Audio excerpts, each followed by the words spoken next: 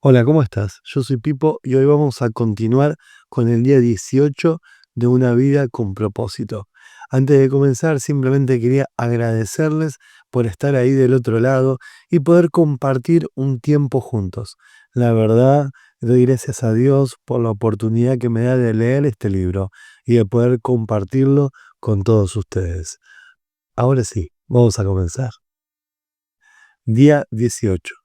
Viviendo la vida juntos. Ustedes fueron llamados a formar un solo cuerpo, el cuerpo de Cristo. Colosenses 3:15. Cuán bueno y cuán agradable es que los hermanos convivan en armonía. Salmo 133:1. La vida fue diseñada para compartir. La intención de Dios es que experimentemos la vida juntos. En la Biblia, esta experiencia comunitaria se conoce como vivir en comunión. En la actualidad, sin embargo, la palabra ha perdido mucho de su significado bíblico. Tener comunión se usa para referirse a la conversación espontánea, la socialización, las comidas y la diversión. La pregunta, ¿dónde tienes comunión? Significa ¿a qué iglesia asistes? Afirmar quédate después del servicio para un momento de comunión. Quiere decir, tendremos un refrigerio. La verdadera comunión es mucho más que asistir a los servicios dominicales, es experimentar la vida juntos. Consiste en amar desinteresadamente, compartir con corazón sincero, servir en la práctica, hacer sacrificios, consolar y solidarizarse con los que sufren. Y todos los demás mandamientos que el Nuevo Testamento nos manda a hacer unos a otros. Con todo aquello relacionado con la comunión, el tamaño importa. Cuanto más pequeño, mejor. Con una multitud se puede adorar, pero no se puede tener comunión. Cuando los grupos son superiores a 10 personas, algunas dejarán de participar, por lo general las más calladas, y otras ejercerán dominio. Jesús ministró en el contexto de los pequeños grupos de discípulos. Pudo haber elegido a más, pero sabía que 12 es prácticamente el tamaño máximo posible para permitir la participación de todos. El cuerpo de Cristo, como el tuyo, es en realidad una colección de varias células pequeñas. La vida del cuerpo de Cristo, como el tuyo, está en las células. Debido a esto, todos los cristianos necesitan estar comprometidos con un pequeño grupo dentro de cada iglesia, ya sea uno de reflexión en los hogares, una clase de la escuela dominical o un grupo de estudio bíblico.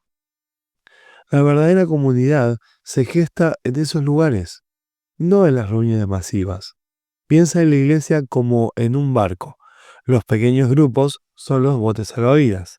Dios ha hecho una promesa increíble con respecto a los pequeños grupos de creyentes. Porque donde 2 o 3 se reúnen en mi nombre, allí estoy yo en medio de ellos. Por desgracia, pertenecer a un pequeño grupo tampoco es ninguna garantía de que se experimentará una verdadera comunión. Muchas clases de la escuela dominical y los grupos pequeños son superficiales. No tienen idea de lo que es experimentar la comunión genuina. ¿Cuál es la diferencia entre la comunión verdadera y la falsa? En la comunión verdadera experimentamos autenticidad. La comunión auténtica no es superficial. Consiste en la expresión genuina, de corazón a corazón, desde lo más íntimo de nuestro ser. El verdadero compañerismo ocurre cuando la gente es honesta con lo que es y con lo que sucede en su vida. Comparte sus penas, revela sus sentimientos, confiesa sus fracasos, manifiesta sus dudas, reconoce sus temores, admite sus debilidades y pide la ayuda y la oración de los demás. La autenticidad es exactamente lo contrario de lo que encuentras en algunas iglesias. En estas, en vez de una atmósfera de sinceridad y humildad, hay fingimiento, roles, politiquería, una cordialidad superficial y una conversación trivial. La gente se pone máscaras, está en la defensiva y se conduce como si su vida fuera un lecho de rosas. Estas actitudes matan la verdadera comunión. Podremos experimentar la verdadera comunión solo si somos transparentes en nuestra vida. La Biblia dice, si vivimos en la luz, así como Él está en la luz, tenemos comunión unos con otros. Si afirmamos que no tenemos pecado, nos engañamos a nosotros mismos y no tenemos la verdad. El mundo cree que la intimidad necesita oscuridad, pero Dios dice que ésta ocurre en la luz. La oscuridad sirve para esconder nuestros dolores, culpas, temores, fracasos y fallas. Pero al sacarlos a la luz, los ponemos a la vista y admitimos quiénes somos en realidad. Por supuesto, la autenticidad exige valor y humildad. Implica enfrentar nuestro temor a la exposición, al rechazo y a ser heridos nuevamente. ¿Por qué habríamos de correr ese riesgo? Porque es la única manera de crecer espiritualmente y conservar nuestra salud emocional. La Escritura indica que nuestra práctica debería ser confesarnos unos a otros nuestros pecados y orar unos por otros para poder vivir todos juntos y ser sanados.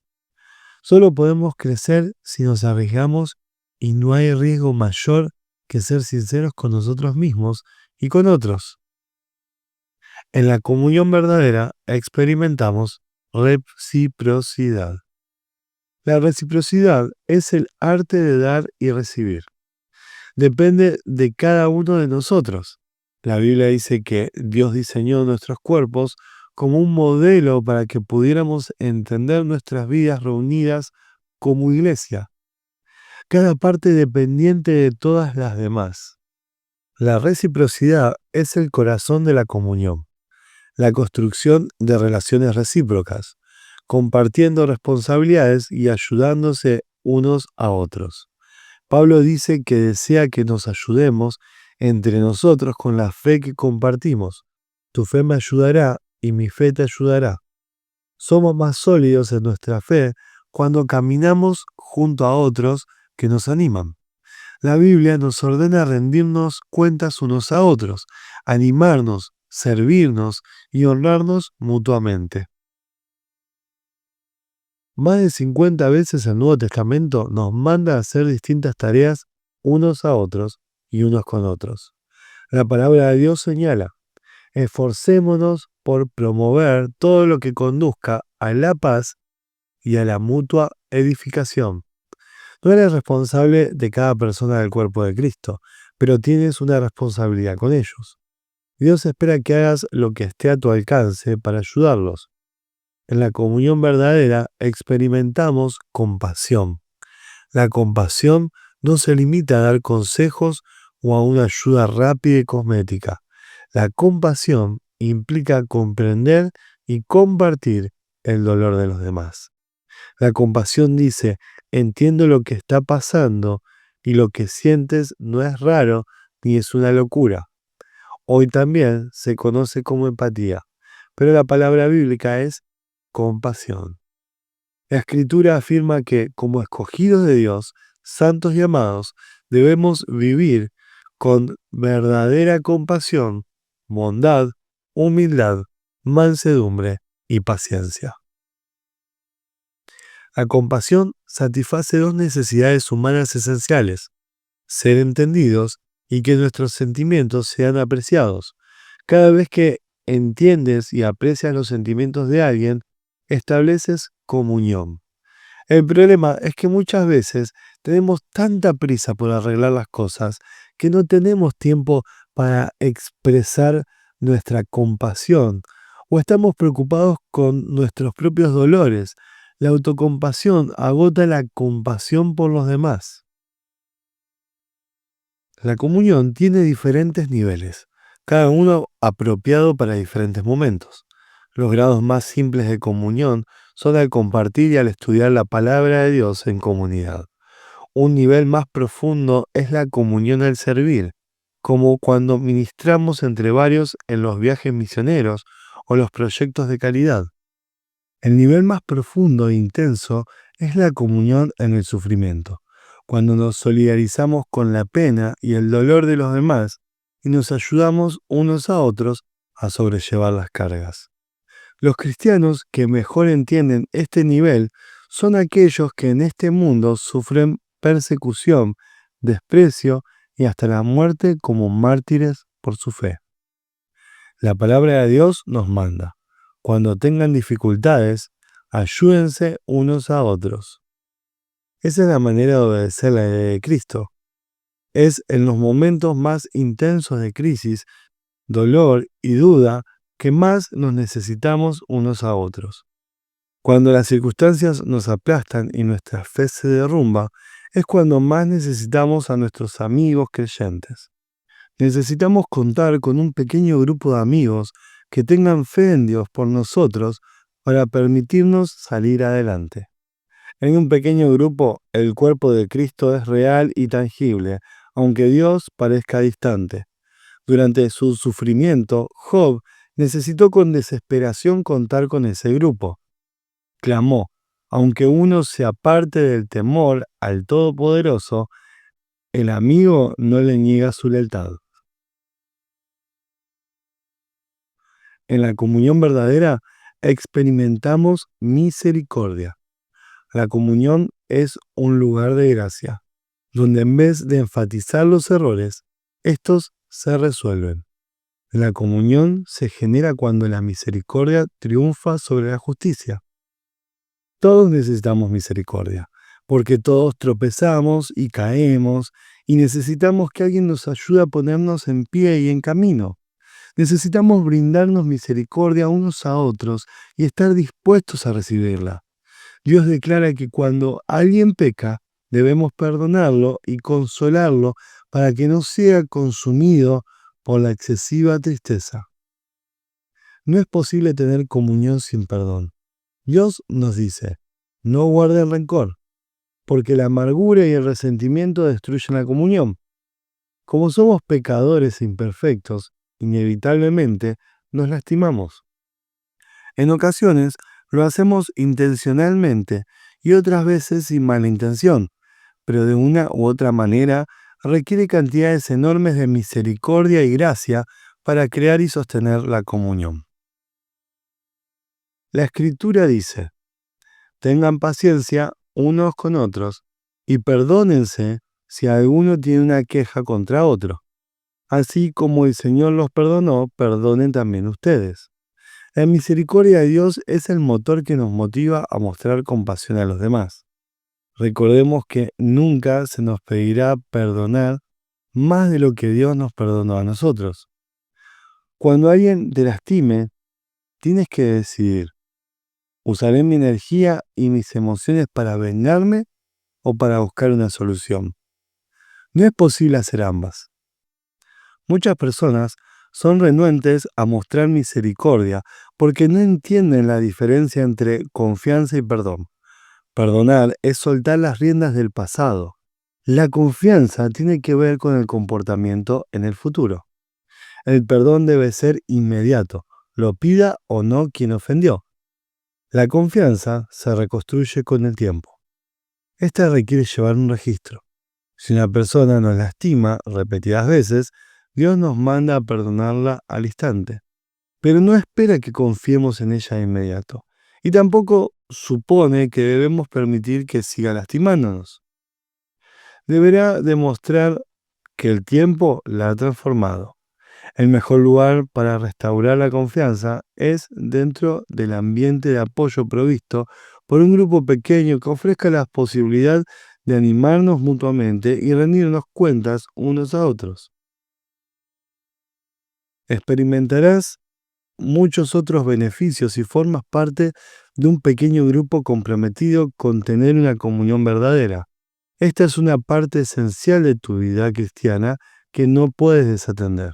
Por más de 2000 años, los cristianos se han reunido regularmente en pequeños grupos para vivir en comunión. Si nunca has formado parte de uno, no tienes idea de lo que te estás perdiendo. En el capítulo siguiente analizaremos lo que se requiere para crear este tipo de comunidad con otros creyentes. Pero espero que este capítulo haya despertado el hambre por la experiencia llena de autenticidad, reciprocidad, compasión y misericordia que experimentarás con la comunión verdadera. Fuiste creado para esa comunión.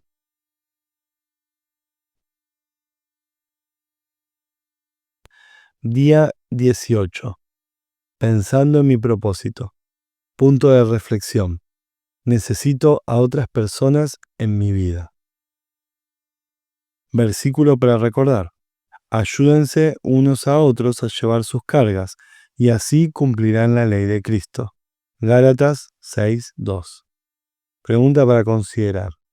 ¿Qué primer paso puedo dar hoy para relacionarme con otro creyente en un mayor grado de intimidad y autenticidad? Muy bien, hasta aquí el capítulo de hoy. Espero que lo hayas disfrutado tanto como yo. Sabes, para terminar tenía simplemente un pensamiento. Sabes que estos años anteriores, la pandemia de cierta forma encapsuló a los creyentes.